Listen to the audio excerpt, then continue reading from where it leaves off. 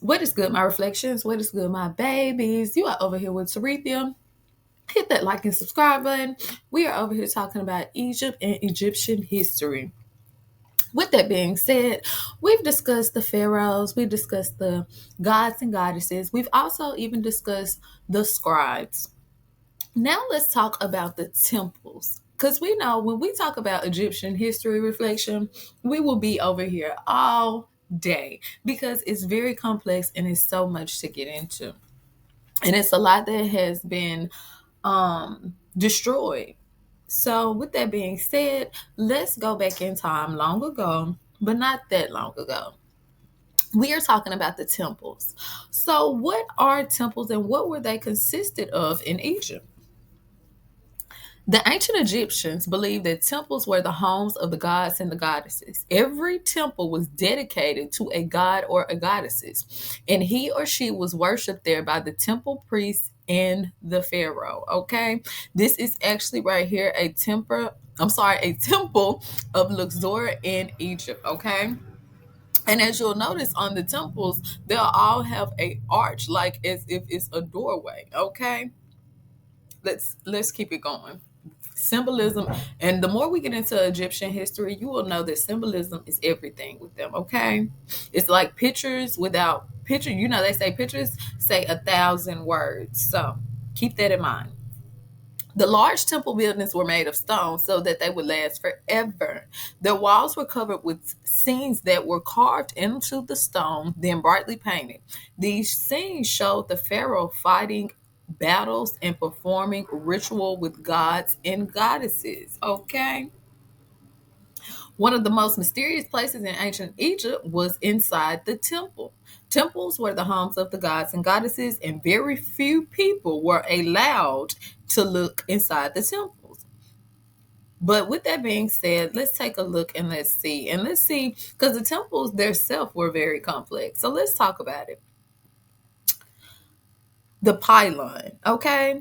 The front of ancient Egyptian temples were built to look very impressive, as you can see. It was, after all, the home of the gods and goddesses, okay? This view, as we can see right here, is probably as much as an ordinary ancient Egyptian would have ever seen, because remember, they weren't allowed, very few people were allowed to actually go into these sacred spots. Okay, this is the courtyard. If you look straight ahead, you can see the doorways of the rooms beyond the courtyard. Each of these is more sacred than the one before. So the farther you go down, the more sacred you're getting. Okay, but why is that? Ordinary ancient Egyptians may have been allowed to enter the courtyard on special festival days, but they could go no further into the temple. On the rest of the days of the year, they were not even allowed to enter the courtyard. So the only time that they could even enter the courtyard was during special festivals, okay? And even then they weren't allowed to go beyond the courtyard. As you can see, a row of palm columns surround the courtyard, and another pylon is the gateway into the next room. Okay. This is also called the hypostyle hall. The hypostyle hall. And if you'll look, the columns are meant to look like papyrus. And we talked a lot about papyrus in our last video with the writing system. So notice that the light streaming through the windows cut into the roof. Remember, the sun was very important to the Egyptians, and they actually built certain buildings and monuments and statues to that was in alignment with the sun and different stars. The columns in this room are shaped to look like the papyrus plant. The ones in the center were the lights shining as if they are opening and blooming. The columns in the dark corners are the room as if they are the closed buds that have not opened yet. Okay, let's go through the doorway and let's see what's down here. So this would be the second hall. Okay, and as you can see, remember the more you go down each hall, the more sacred it's getting. Okay, so this hall right here does not have a lot of light shining in it. Okay, only very special priests were allowed to see this part of the temple. Okay, and as you can notice that the ceilings are getting lower. Okay, and the floors slant upward. Okay, so this was one of the most sacred parts of the temple. This right here is the sanctuary. So usually when you get down to this part of the temple, they would have a statue of the particular god or goddesses that this temple was dedicated to. Okay. So this is the most sacred and special part of the temple. And straight ahead, as you can see, this would be the shrine where the statue of the god or the goddesses would have lived. And it was very important to take care of the gods and goddesses because they looked towards the gods or the goddesses, I'm sorry, the gods and the goddesses, to protect Egypt and to bring wealth and prosperity into the country. Okay. Excuse me, reflection. Let's talk about the sacred lake. They said you all right, Sarita? I'm okay. Let's talk about the sacred lake. Now, the sacred lake is a lake that was used for rituals. And this lake right here, if you step outside the temple, you will see that your eyes adjust to the bright sunlight.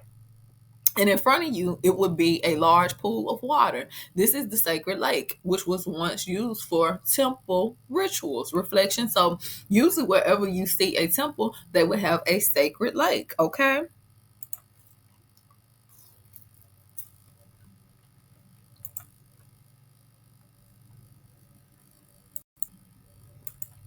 Okay. And this is a bigger picture right here of the courtyard. This is actually the courtyard at the temple of Edfu or Adu in Egypt. Excuse me, Edfu. What I say, Adu, Edfu in Egypt. Okay. So, with that being said, reflection, let's keep it going. Remember, I talked a lot about the sacred lake. Okay. So, this would be the sacred lake, which is basically a lake of pool of water, which is located next to the temple. It represented the world before time began. That's why it's called the sacred lake. The priests would actually use the water from the sacred lake to perform rituals inside the temple. So they just wouldn't get any water to perform their rituals. Reflection, they would go to the sacred lake. And as you notice by the sacred lake, this is called a scarab.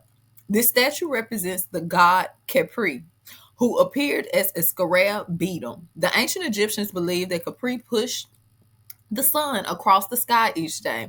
They believed this because they saw the scarab beetles push balls dung across the ground. Okay, and this is a bigger picture of it right here, and this is scarab at the temple of Karnak in Egypt. Okay.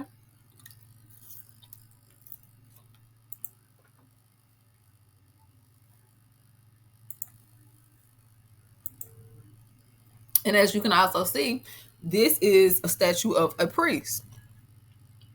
Priests had many daily rituals that they had to perform.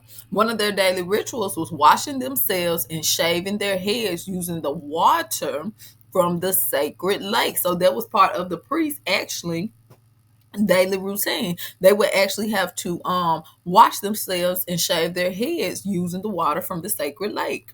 The ancient Egyptian priests believed that the water from the sacred lake was pure and that using it for washing themselves made them pure. Okay. So this is actually this is a sacred lake. Oh, it's beautiful, isn't it? Reflection. This is actually a sacred lake at the temple of Karnak in Egypt. Okay. So, reflections, with that being said, let's keep going.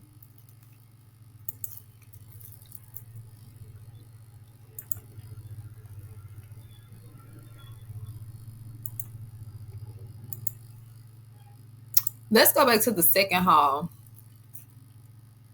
As you'll notice, the second hall was filled with columns and it was very dark. Only the high priest and the pharaoh could ever enter this part of the temple. Okay, so as they stated, they weren't even like regular ancient Egyptians weren't allowed in here, weren't allowed inside the temple because this was a very sacred place.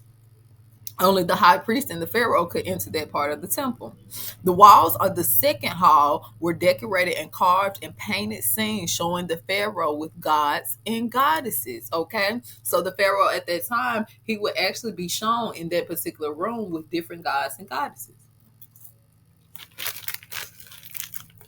Okay, it was important for the pharaoh to honor the gods and goddesses so that they would protect him and Egypt. The pharaoh took part in many rituals in the temple. So when rituals was going on inside that sacred temple, the pharaoh was the man. He or she was heavily involved. Okay.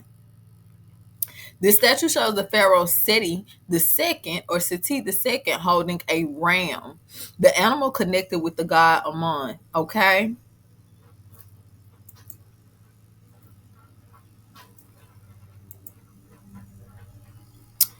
You would also find religious writing. Okay.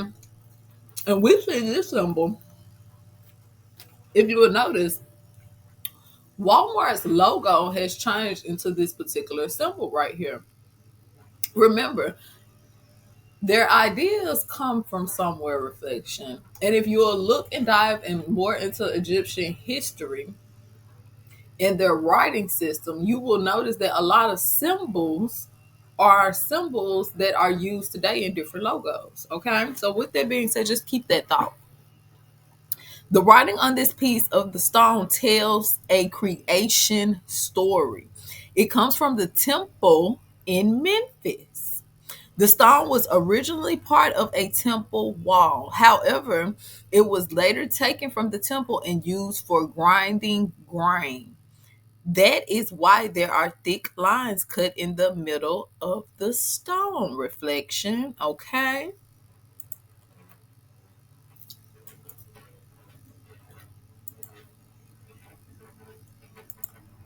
Let's talk about the sanctuary. The sanctuary was the most special and important part of the temple. It was very dark and a mysterious place. Only the high priest and the pharaoh could ever enter the sanctuary. In the middle of the sanctuary stood the shrine where the statue of the god or goddesses was kept. Remember, the temples were dedicated to a particular god or goddess. The ancient Egyptians believed that something during rituals, the god or goddesses would enter the statue. That's why it was very dark there. The walls of the sanctuary were decorated with scenes of that particular god or goddess. Like it was, you get what I'm saying? They would make everything dedicated to that particular god and goddesses as if that was their temple, that was their home. Okay. And as you'll notice, this is called the bark. A bark was a special kind of boat. A bark was used to carry the statue of the god or goddesses when it was taken outside the temple on festival days. This is a statue of a queen sitting on the bark. Okay. So, there's also a statue of the high priest. The priests who worked with the temples performed rituals and took care of temple business. The high priest had special duties, such as taking care of statues of the god or the goddess. Okay. The high priest was named Roy. He is holding an object called a sistrum in front of him. The sistrum was a musical instrument used in religious rituals. Okay. So that's what that is right there, reflection. Okay. So, what about the hypostyle hall? Okay, the hypostyle hall was a large room. That was the first one. It was the first room before you got to the second room. The hypostyle room was a large room with columns. Most of the room was dark, except for the center aisle, which was lit by small windows cut into the roof. The hall represented a marsh in the beginning of time. It was filled with columns that looked like papyrus plants. In the dark corners, the columns looked like papyrus plants with closed flowers. Okay. Only the important priest and pharaoh were allowed to enter the hypostyle hall. This room could have been used for performing religious rituals. Okay. And as you can see, there are a lot of columns. There's a lot of columns in this hypostyle room. And the column was carved to look like the papyrus plant. This is an up close picture, so you can kind of see what I meant when I said it was carved to look like a papyrus plant with a closed flower. Ancient Egyptians and the ancient Egyptians, I said ancient Egypt and the ancient Egyptians often showed the papyrus in their art because the papyrus was very sacred to them. The papyrus plant was important to the ancient Egyptians because it was used to make papyrus scrolls. The papyrus plant was also used as a symbol of Lower Egypt. In fact, the name of Lower Egypt in hieroglyphics was shown as several papyrus plants growing out of the ground. So Lower Egypt actually had their symbol as the papyrus plant reflection. Isn't that something? Okay. Pylon. Okay, remember this is the before you even enter the temple, this is what you would see reflection. Okay. The pylon. So the pylon was a large gate at the front of the temple. The walls of the pylon was decorated and carved and painted scenes of the pharaoh, of the god or goddesses. So you knew what temple was dedicated to what god or goddesses because they were actually at the front of the gate. You would see the pylon that was decorated and carved with scenes of that particular pharaoh and that god and goddess. In front of the pylon were obelisk and large statues of the pharaoh. So obelisk is basically this right here reflection. It's a tall, thin, four-sided monument with a pyramid at the shape of the top. And as you'll notice, it also looks like a crystal. Okay. And those were actually built to align with different stars and in the sun as well. Okay. And this is a closer picture of the obelisk, okay? And as you can see, that's what I meant with it would have different hieroglyphics and pictures on it. A obelisk was a tall, narrow block of stone with a pyramid shape at the tip. The pyramid was often covered in metal to reflect the rays of the sun, okay? The tip of the obelisk represented the land on which the first rays of the sun fell, okay? Here's another picture. This is the obelisk at the temple of Luxor in Egypt. Okay.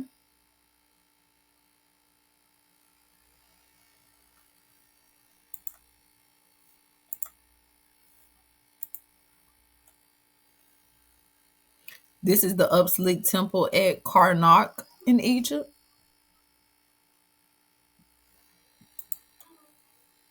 Okay. So I'm sure you noticed that there was a ram statue outside this particular temple. Okay, the temple were often they often had statues that were lining the walkways leading up to the temple. This statue is the shape of a ram, and the animal is connected with the god Amon. As you can see, this is a ram, and there is the god up under it, as if the ram is over the god's head, literally. Okay. So let's keep it going.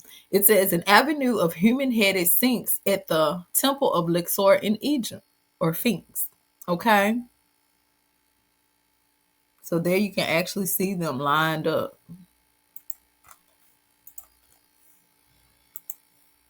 This right here is the ram headed sphinx at the temple of Karnak in Egypt. Okay.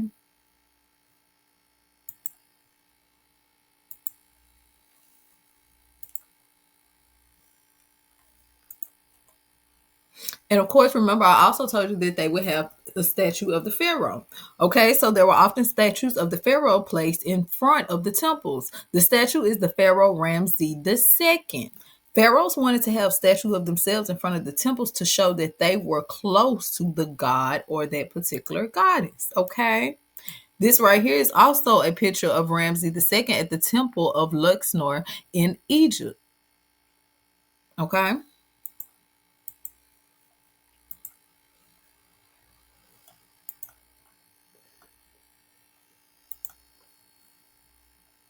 And all of this is how the temples were set up during the new kingdom. Remember, they were different in every kingdom, but this particular kingdom, the new kingdom, they had six main parts to the ancient Egyptian temples, which were the pylon, which was in the front, the courtyard, the hall, the second hall, the sanctuary, and the most sacred place, which was the sacred lake next to the sanctuary. Okay, reflection. I definitely want to come over here and tell you about the ancient Egyptian temples because they were very sacred places. And I also want you to know why they were sacred places. I wanted you to understand that these weren't just buildings, these weren't just temples. They had significance and they had strong meanings behind them. So with that being said, reflection, hit that like and subscribe button. You're over here with Tarithia Ashe.